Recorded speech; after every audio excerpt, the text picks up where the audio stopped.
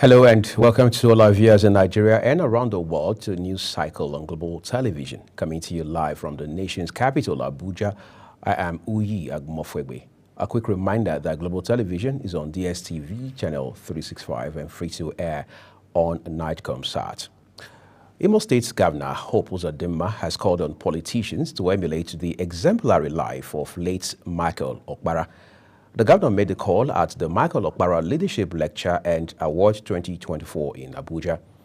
Uzodinma further advised public office holders to live above board and work for the benefits of the people.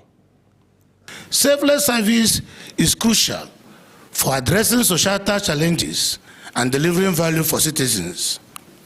This usually requires the leader to regularly engage with the citizens in decision-making, fostering transparency and accountability. This way, a government or leader can build trust and legitimacy. According to him, the inordinate quest for wealth and lack of discipline, among others, are responsible for the unbridled corruption in Nigeria's system. Global Television will bring you details of that event subsequently. Let's turn to other stories now. Minister of Arts, Culture and Creative Economy, Hannatu Musawa, has disclosed plans to create a $100 billion investment and 2 million jobs from the creative and cultural sector to revitalize the country's economy. The minister stated that the current administration is intentional about ensuring a large chunk of global market share of over $1 trillion comes into Nigeria's creative industry in line with the Renewed Hope agenda of the current administration. The Nigerian Army says it has launched an investigation into the alleged killing of 3 persons and 100 cattle by troops during a recent operation in Sabon Birni village, Igabi local government area of Kaduna State. The men in army uniform suspected to be soldiers had allegedly killed 3 locals and over 100 cows in Sabon Birni Daji cattle market, Igabi local government area of the state. Eyewitnesses had alleged that the soldiers stormed the market, opening a fire on the cattle, resulting in the deaths of at least 3 people as traders scrambled for safety. A local Shehu Sabon Birni said the dead animals are scattered in the market, causing an offensive odor, making life unpleasant. President Bola Tinubu has condemned the tragic circumstances leading to the death of Isa Bawa, the district head of Gatawa district in Sabon Birni local government area of Sokoto State. The monarch was abducted along Sokoto Sabon Birni Road while returning from an event weeks ago. The president, in a statement by his special advisor on media and publicity, Ajiri Ngelale, described the savage attack on the traditional ruler as deeply disturbing and a heinous act that will not go without a decisive response. The president therefore extended his condolences to the bereaved family, the Guber Emirates and governments of Sokoto State. In the meantime, thousands of mourners have held a special funeral prayer for the murdered district head of Gatawa in Sokoto State, Isa Muhammad Bawa, in absentia.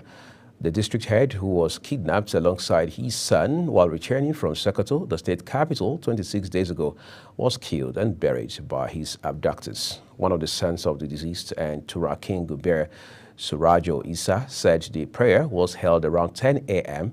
and attended by the people of Sabon Birni and environs. Quite a gory story there.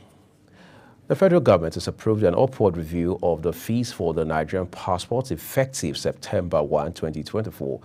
This was disclosed in a statement issued by a spokesperson for the Nigerian Immigration Service, Kenneth Udo. The increment, it says, aims to ensure the quality and integrity of the Nigerian standard passports. Former Governor of Anambra State, Peter Obi, has expressed concern over the recent invitation of the Nigeria Labour Congress President, Joe Ajaero, by the Nigeria Police Force. Obi emphasized the sensitivity of the situation, given Ajaero's critical role as the leader of the nation's workforce. He also stated that the anxiety generated by the Nigeria Police's invitation to the Labour leader for an interview should not be unexpected, given the critical position he holds as leader of the nation's workforce. As part of continued commitment to drive economic growth towards a better life for families, the Renewed Hope Initiative Economic Empowerment Program has flagged off the recapitalization grant for 1,000 women petty traders in the nation's capital, Abuja. Wife of the president, Senator Oluremi Tinubu, while flagging off the program in Abuja, stated that over 1.8 billion naira would be disbursed to 37,000 women petty traders across the country. She said the event would take place simultaneously across the 36 states of the Federation, as well as the Federal Capital Territory. The Nigerian Bar Association, NBA, has called for the full implementation of the directive of President Bola Tinubu on the supply of crude to Dangote Refinery and other modular refineries in the country. President of the association and a senior advocate of Nigeria, Yakubu Mekiao, described the establishment of the refinery as both nationalistic and patriotic endeavor. The Umbrella Professional Association of Lawyers also urged the federal government and Nigerians to support the Dangote Petrochemical and Refinery to end the reign of fuel scarcity, as well as perennial queues at filling stations in the country. Villagers in Sabon Birni, Igabi local government area of Kaduna State have accused soldiers of killing 3 persons and over 100 cattle during an incident at a cattle market. The incident occurred as villagers were engaged in buying and selling at the weekly market. Eyewitnesses claimed that soldiers opened fire on the cattle, leading to the deaths of at least 3 people. The presidency says the 2025 budget for state house agencies will be based on a thorough needs assessment to ensure that funding allocated to agencies are based on actual requirements. Chief of Staff to the President, Femi Gbajabiamila, disclosed this to journalists during a one-day fact-finding tour of some government agencies under the supervision of State House. According to him, in countries of the world, resources are limited and presidency is particularly about prioritizing its spending. The All Progressives Congress APC has inaugurated a caretaker committee led by Benjamin Omale to manage the party's affairs in Benue State, despite a court order prohibiting such action. The move follows ongoing internal conflicts within the party state chapter, which have resulted in factionalism. The decision was made in defiance of a Benue State court's ordering that the restraint on the National Working Committee from removing Austin Agada as the state chairman. The court order specifically instructed the National Working Committee, led by Abdullahi Ganduje, not to dismiss the Agada-led State Working Committee until the end of its 4-year tenure. Osun defender has recalled Ariwola was elevated to the bench of the Supreme Court on 22nd November 2011 and appointed substantive Chief Justice of Nigeria on 27 June 2022. This was disclosed in a statement published on the NJC website. His appointment as CJN follows the resignation of Justice Tanko Muhammad. Justice Ariwola was formally confirmed Chief Justice by the Nigerian Senate on 21st September 2022. The Federal Ministry of Education says the federal government is working to avert another strike by the Academic Staff Union of Universities, ASU. Rising from its National Executive Council meeting held at the University of Ibadan, the union had given the federal government a 21-day ultimatum to meet its outstanding demands or lecturers would go on strike. Speaking at the press briefing at the Michael Okpara University of Agriculture, Umodike, Abia State, the association's president, Professor Emmanuel Oshodoke, insisted that lecturers should be forced to embark on another strike except the federal government met their demands before the expiration of the 21-day ultimatum. President Bola Tinubu has assured his administration is committed to addressing security threats and effectively countering desperate acts of terror. In a statement by Special Advisor on Media and Publicity, Ajire Ngalale, the president condemned the act, describing the attack on the traditional ruler as deeply disturbing and a heinous act that will prompt a decisive response. President Tinubu gave the assurance while reacting to the tragic circumstances surrounding the death of Issa Bawa. Similarly, former President Olusegun Obasanjo has mourned former chairman of the Independent Corrupt Practices and Other Related Offences Commission, ICPC, Justice Emmanuel Ayola, saying he left behind a name thoroughly bathed in honor and dignity. Ayola, one of the nation's eminent and most revered jurists, died at 90. Obasanjo, in a condolence letter to the head of Ayola family, a copy of which was made available to journalists by Special Assistant on Media, Kehinde Akeyemi, says the news of the death came to him in Congo, Brazzaville as a jarring shock. Femi Gbajabiamila, Chief of Staff to the President, says the federal government is particular about diversifying the economy through massive investments in agriculture. He said this during an interactive session with Cornelius Adebayo, Executive Secretary and Chief Executive Officer of the Nigeria Agriculture and Land Development Agency. The Chief of Staff to the President also had visited the agency as part of a tour of agencies under the supervision of the State House. Gbajabiamila hinted that President Bola Tinubu intends to inaugurate the National Council on Procurement, NCP, which is an establishment of the law.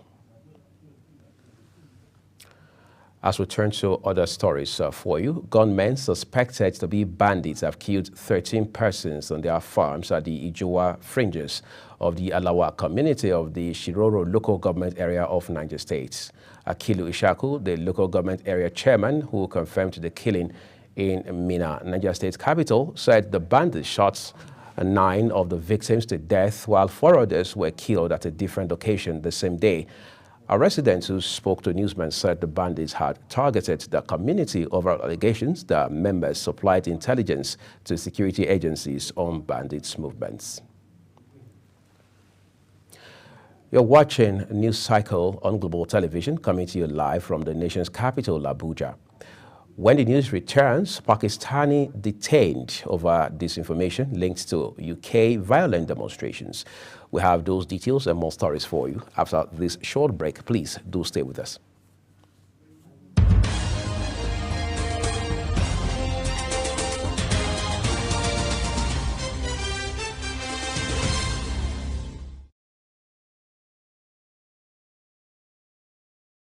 This is Global Television, bringing you live broadcast of News Cycle with Uyag Mofwebe. Thank you for your time with us.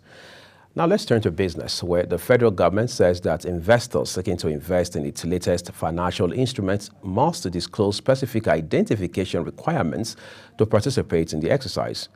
According to the requirements, all Nigerian citizens, including those residing abroad, must possess a bank verification number and a national identification number to subscribe to the domestic dollar bond. The federal government has launched the National Single Window Project to boost Nigeria's trade and economic growth. Minister of Finance and Coordinating Minister of the Economy, Wale Edun, kicked off the launch of the transformative initiative, which aims at streamlining trade process, reduce bottlenecks, and increase transparency, positioning Nigeria for economic growth. A statement from the Ministry of Finance, signed by Mohammed Manga, Director, Information and Public Relations, says the project is spearheaded by the Federal Inland Revenue Service and the Nigerian Sovereign Investment Authority, seeking to create a centralized platform where traders can submit and receive information related to imports and export procedures. The price of liquefied petroleum gas, otherwise called cooking gas, has risen to 1,300 naira per kilogram this month, representing an 8.3% month-on-month from 1,200 in July. Similarly, the price of 5 kg cooking gas has risen by 8.3% to 6,500 from 6,000 it was sold at in July in 2024. National President of the Nigeria Association of Liquefied Petroleum Gas Marketers, Olatubosu Oladapo, said the association is aware of the recent increase as gas price is influenced by exchange, expressing hope that the price should drop by the end of the month. Well, Nigerians can't wait to see that drop happen. But let's turn to stories beyond our shores now. Crucial supply chains are under threat across North America after a rail labor dispute in Canada led to shutdown of freight traffic on the country's 2 largest railways. Canadian National Railway, CN, and Canadian Pacific Kansas City, CPKC, locked out nearly 9,300 workers after failing to clinch a late deal with the Teamsters Union. Canada sends around 75% of all the goods it exports to the United States, mostly over rail. A prolonged dispute could disrupt shipments of a wide range of goods, from grains and beans to potash, coal, and timber. Officials say a judge has extended the custody of a Pakistani man accused of spreading disinformation on his clickbait websites thought to have fueled anti-immigration riots in Britain.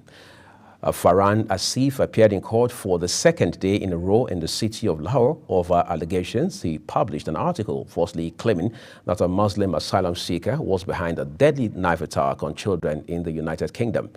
He was remanded for a further 4 days and charged with cyber terrorism over the post on the Channel 3 Now website. UK authorities have blamed online misinformation for sparking days of riots that targeted mosques and hotels housing asylum seekers, as well as police officers and other properties. And now time to take a look at sports for you. Boniface has been suspended for anti-sporting conduct after Saturday's game against Stuttgart, when the German champions won on penalties to win the German Super Cup. The striker also pointed his middle finger to Stuttgart players after the match. Alongside the suspension, the 23-year-old will also pay a fine of €23,000 for the misconduct. Boniface will be back for Bayern Leverkusen's first game against Borussia Dortmund on Friday, but will not feature in the next German Cup match that the club will be playing next. Paris Saint-Germain PSG coach Luis Enrique has insisted that he is delighted with his current squad as he played down the possibility of more new signings arriving before the transfer window closes next week. PSG have already invested a reported €175 million, not including bonuses, on 4 players this summer, but have not recruited a new striker to fill the gap left by Kylian Mbappe. Mbappe, the club's all-time top scorer, departed for Real Madrid when his contract expired, and the French champions were dealt a further blow when Portugal attacker Gonçalo Ramos came off hurt early in last week's 4-1 win at Le Havre in Ligue 1. Nigeria's under-20 women's team, the Falconets, have fully recovered from their long journey to Colombia and are now gearing up to face Australia in the first of 2 friendly matches arranged by the Nigeria Football Federation to prepare the team for the upcoming FIFA Under-20 Women's World Cup, set to take place in Colombia from August 31st to September 22nd. Coach Chris Danjuma, along with his team, which now includes fitness trainer Chima Michael, has been putting the Falconets through intensive drills since Monday. These preparations are focused on their clash with the Australian team on Friday, as well as their overall readiness for the World Cup. It sounds an exciting thing to look forward to. In the meantime, that's a full circle on the news here on Global Television, and it came to you from Nigeria's capital, Abuja. We're on DSTV channel 365 and Star Times channel 276, as well as free-to-air on Nightcomsat, and we will bring you those parameters in the course of our transmission. Kindly follow Global Television across all social media platforms using our Global TV NG and other handles now showing on your screen. I am Muyi Agmofwegbe. I'll see you again.